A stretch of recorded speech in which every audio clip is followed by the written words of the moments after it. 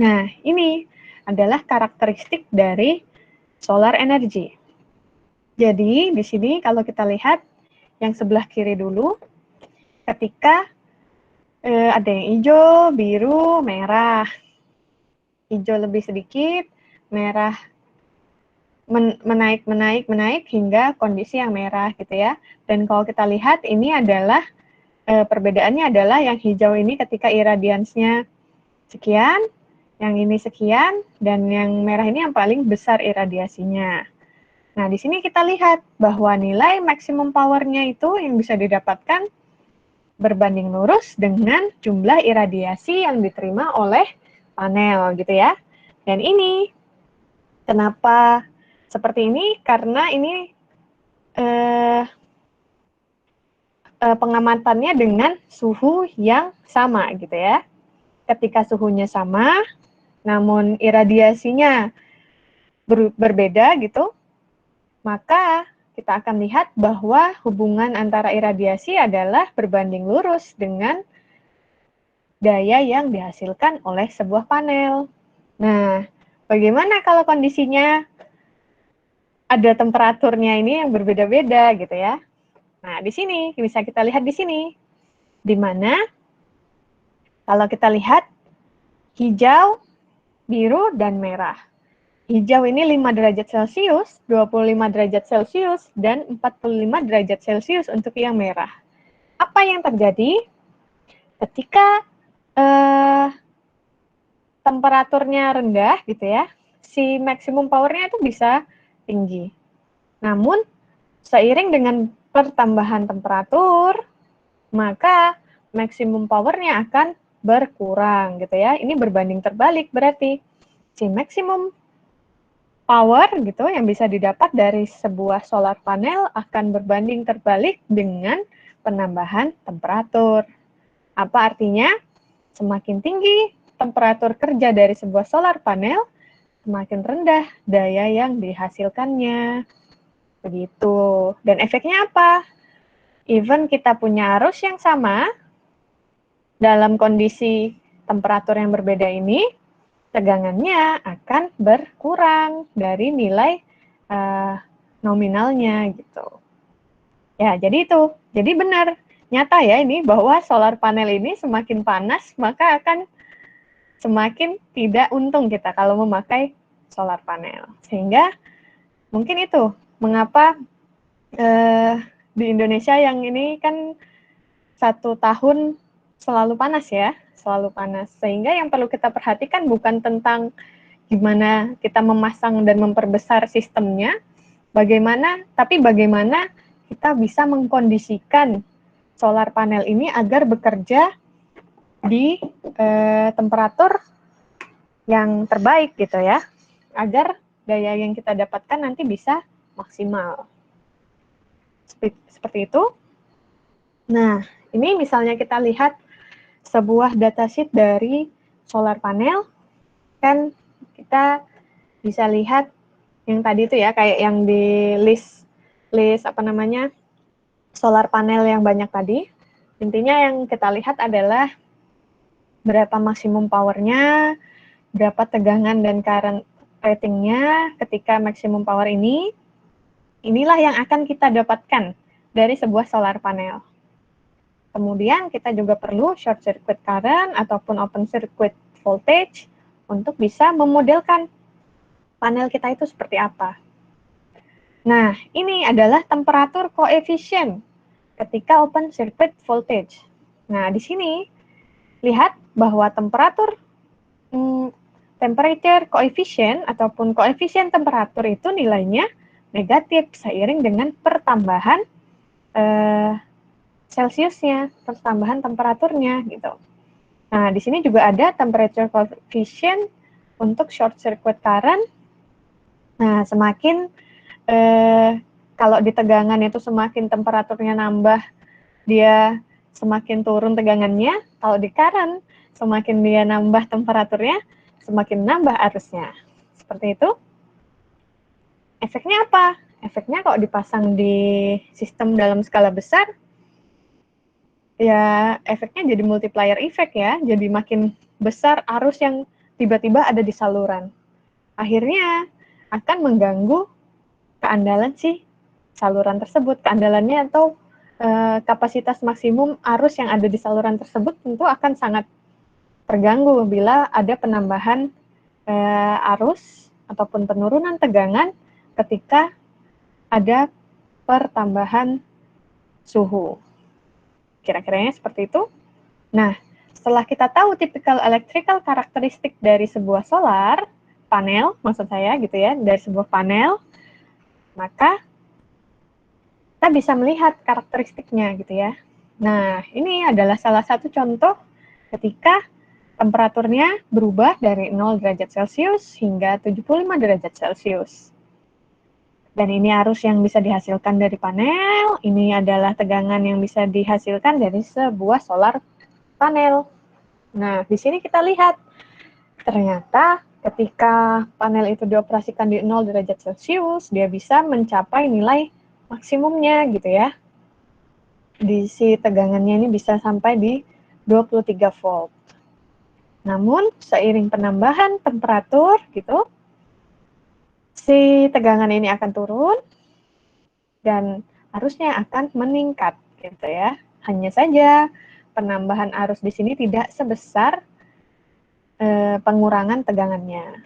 Seperti itu.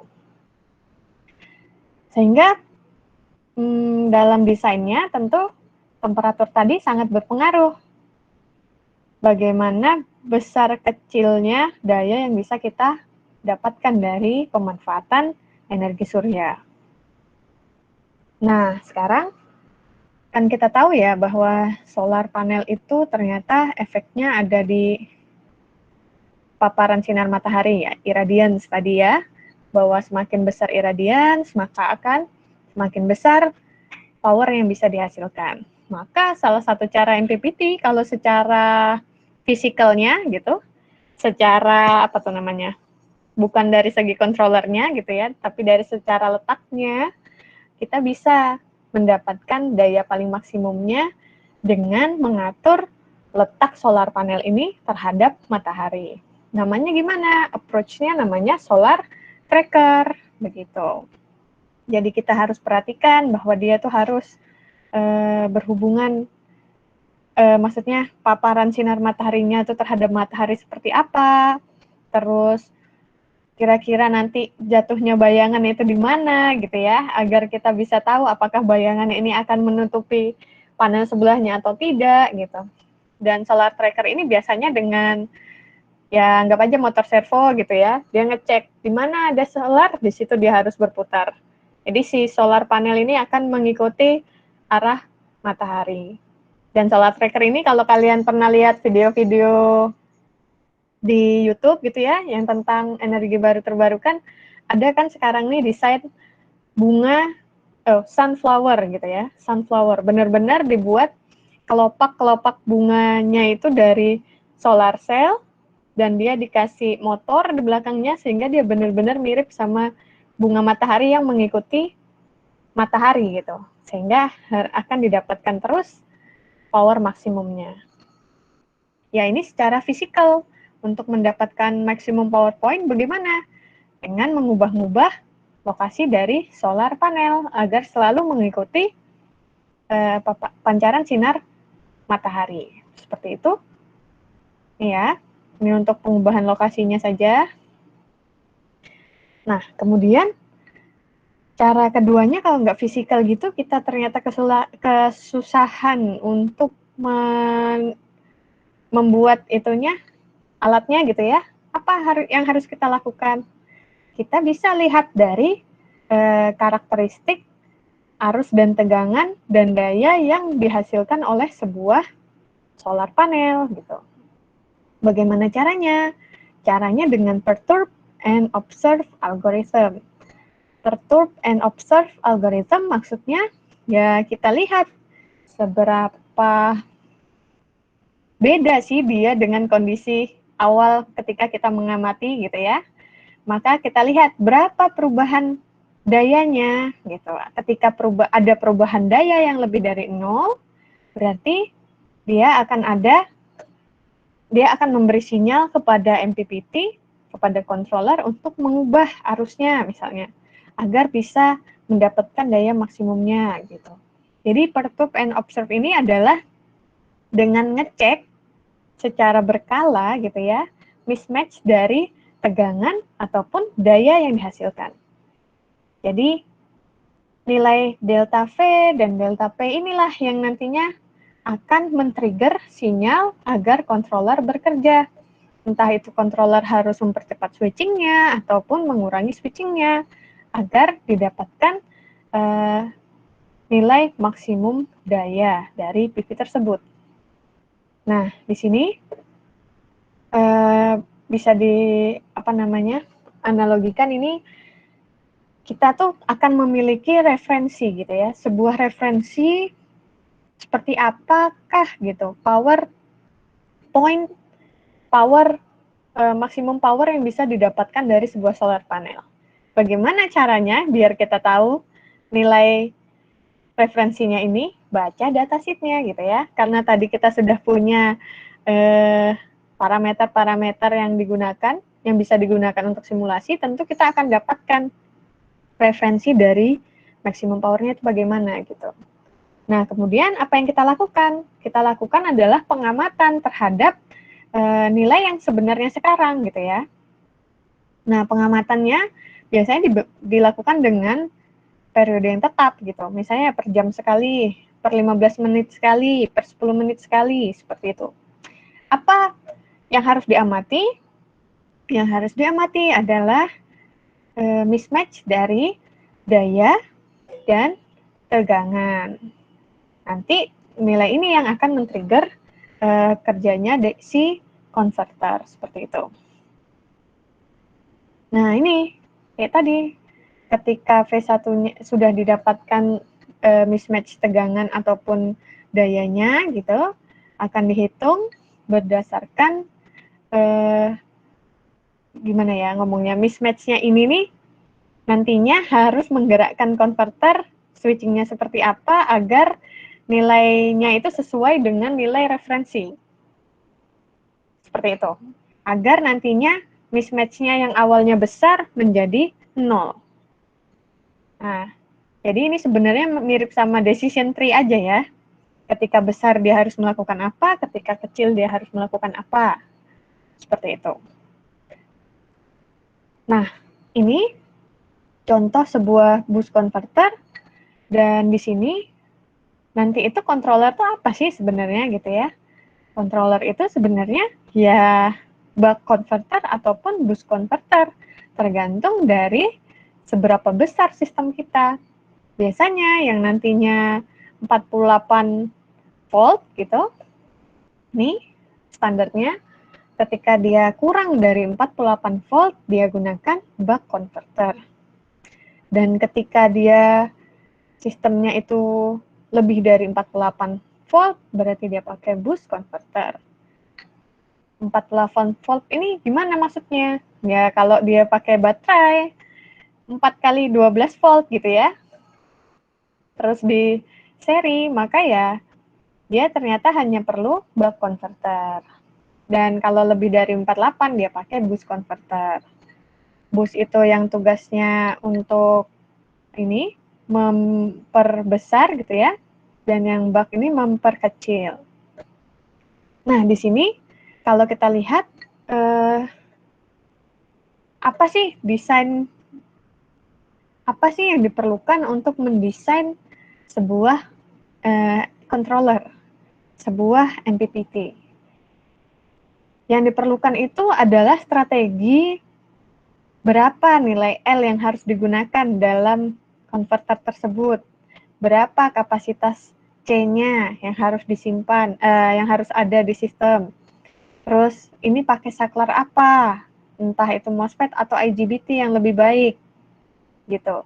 Dan nilainya akhirnya nilai C-nya ini akan mengikuti dari proses switching yang digunakan, gitu ya. Dan di sini adalah blok diagramnya. Ketika referensinya apa? Kita ingin menjaga nilai tegangannya. Berarti nilai tegangan PV nanti akan menjadi reference. Kita bandingkan dengan reference output sebelumnya, dan kita lihat nilai errornya berapa, nilai deltanya berapa, maka di situ controller bekerja. Akhirnya mengubah apa? Mengubah duty cycle dari switchingnya, seperti itu ya. Dan akhirnya outputnya akan berubah karena duty cycle dari switchingnya berubah.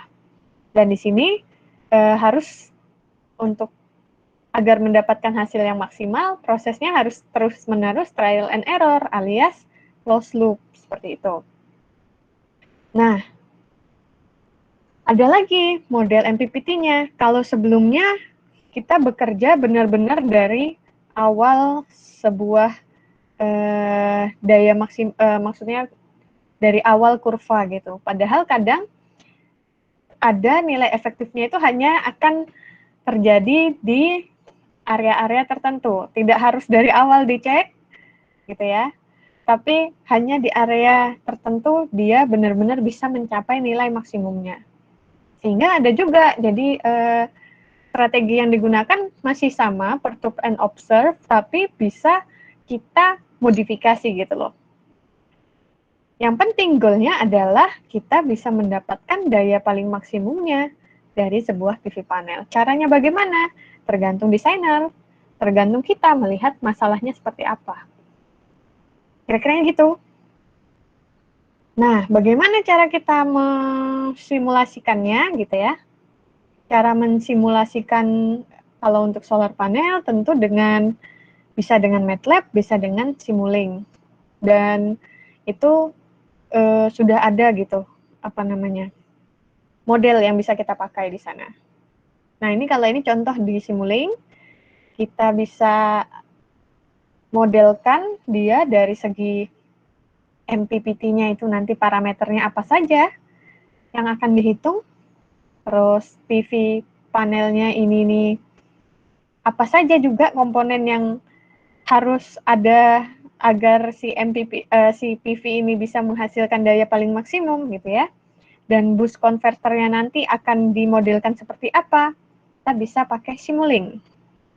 Nah, ini nanti kayak enaknya pakai Simulink, kalau pakai MATLAB pun kita bisa memberikan strategi kita gitu ya, kita bisa ngoding strategi kita. Jadi nggak hanya klik masukkan parameternya baru diamati gitu, tapi kita bisa menambahkan metode kita gitu ke dalam boost converternya, ke dalam setiap bagian yang ada dari model yang kita bangun di Simulink ini. Kurang lebihnya begitu. Tapi juga kita bisa, kalau memang nggak ada Simulink, kita pakai PESIM gitu ya. Karena di PESIM yang sekarang sudah ada model solar panel. Cuma yang perlu diperhatikan adalah solar panel yang kita bangun ini apakah dia dipasang seri, dipasang paralel, atau kombinasi gitu ya. Karena yang berubah apa? Yang berubah tentu nilai selain number of cell ini. Jadi kalau dibuka ini, diklik 2 kali gitu, si bloknya solar panel, kita akan dapatkan informasi seperti ini. Ada berapa jumlah selnya di dalamnya, berapa light intensity-nya, ya, radiance-nya berapa, terus temperaturnya berapa, nah, terus nilai-nilai resistansi shunt series-nya, terus short circuit current-nya berapa, terus temperatur koefisiennya berapa, gitu ya. Ini semua data bisa kita isi dengan melihat datasheet.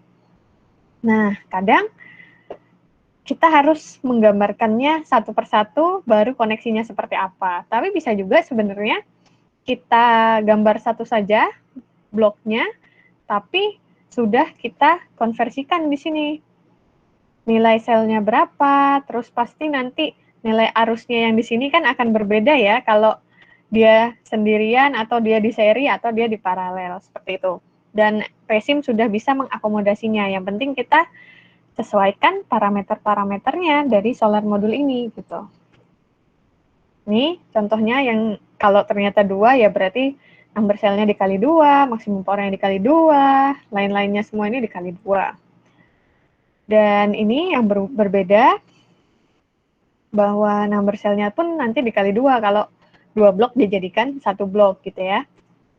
Dan bagaimana kalau paralel, ini sebenarnya mirip sama yang pertanyaan yang minggu lalu kan ya. Kalau seri itu nanti arus tegangannya gimana? Kalau paralel arus tegangannya total nanti bagaimana gitu. Jadi itu berpengaruh, logika itu akan bisa membantu kita ketika nanti kita memodelkannya di PSIM gitu ya. Jadi nggak perlu gambar yang detailnya, yang penting kita sudah oret-oret dan kita sesuaikan parameternya di dalam sini sesuai dengan oretan kita tadi. Ya, jadi yang berbeda ininya dari resistansinya, dari temperatur koefisiennya ternyata jadi ketambahan kali 2 gitu ya. Dan ini detailnya. Jadi kurang lebihnya begitu untuk MPPT. Yang sangat berpengaruh adalah nantinya si MPPT ini akan dihubungkan dengan